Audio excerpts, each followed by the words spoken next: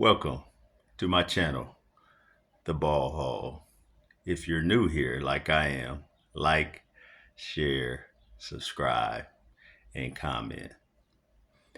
You've seen the title, Killer Camila. I want to discuss Camila Cardoso today. Camila Cardoso is my second favorite player in the WNBA behind Caitlin Clark.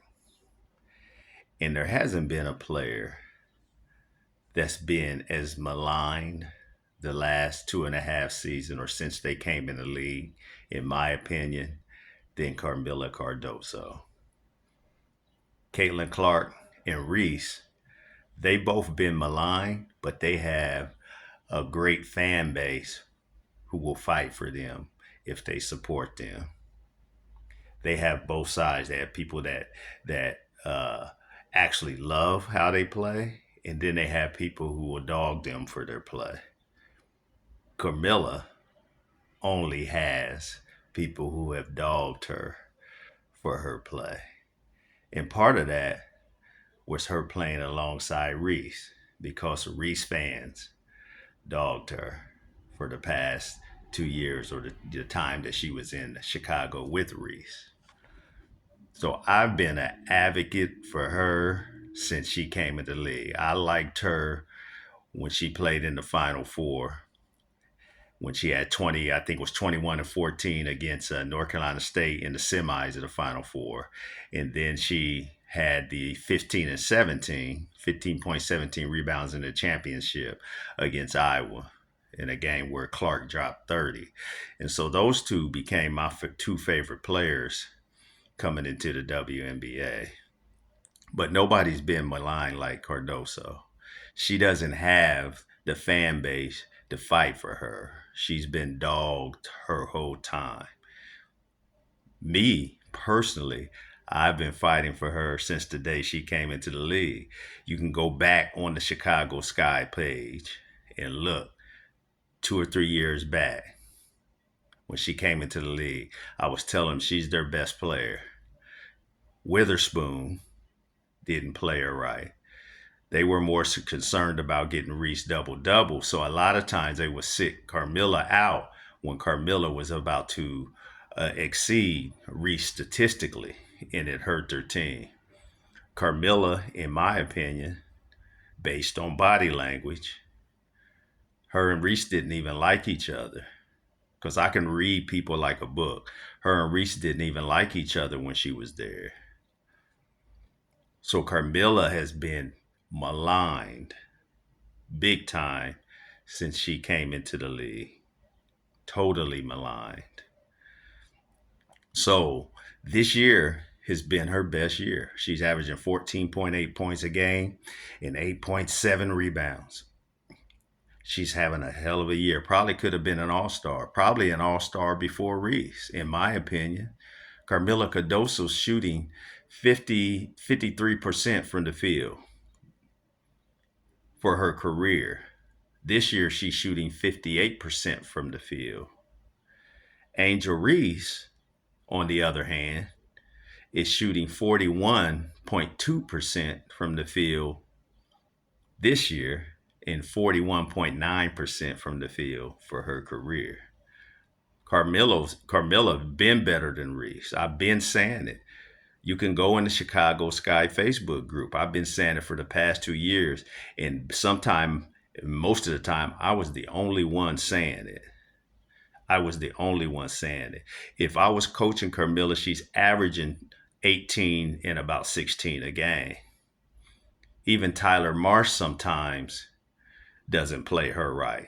Carmilla Cardoso should not be in pick and roll as many times as she is. She can't shoot. She's not a shooter. She's not a pick and pop big. So why is he putting her in pick and roll? There are times where they come down the court and Carmilla Cardoso is standing in the corner like she's a wing watching the other four players play. She should never be in the corner. Why is she standing in the corner? Carmilla Cardoso needs to be in the post. And she needs direct post passes passed to her. in pick and roll every once in a while because Carmilla sets great picks on pick and roll. Great picks. She gets big, she don't move, and people can't get around her. And she rolls fast and she know what she's gonna do with the ball. And she's a great passer. She's averaging like 2.5 assists a game. That has to be one of the highest averages in the league for bigs. Carmilla should be dominating, but Chicago has a bunch of guard jacking guards. I said it a few weeks ago, and I don't know if Tyler Marsh is listening to me or not. I've been saying it from day one. Carmilla is y'all's number one option. Tyler Marsh needs to treat her like a number one option. Anybody out there, go look in the Chicago Sky group for the past 5 or 6 weeks when Chicago play, and you'll see my response to how they play. I said weeks ago or several games ago, Skylar Diggins would be on my bench. And what happens? She's on the bench where she should be because she's just jacking up shots. I've seen so many times where Carmilla had her man in the post. Skylar looks right at her and just jacks up a shot. Now she'll pass it to her every once in a while because she's kind of forced to. But if Carmilla's open 3 times in a row, she's not getting it 3 times. Diggins will jack up a shot. So I said weeks ago, Skylar Diggins would be on my bench. Chicago has too many guards who just jack up shots. They need to get the ball into Carmilla. When they play through Carmilla, they're a much better team. The WNBA itself is not full of bigs. You got Carmilla that's 6'7", Jaquel Jones 6'6". Then you got the other big from China, I think, that plays for the Liberty. She's over 6'7". Then you got the big in Dallas from China. She's over 6'7". And then you got Brittany Griner. That's it. That's why A'ja Wilson don't really have any competition at the post position in the WNBA. The WNBA is guard dominated. So it's not a surprise that Wilson dominates. One thing about South Carolina has produced some good bigs in the WNBA. Wilson. You got Cardoso. You got AB, Aaliyah Boston. You got Okot, who's better than Reese. So they produce some good bigs. They just don't produce good guards. But Carmilla Cardoso should be dominating.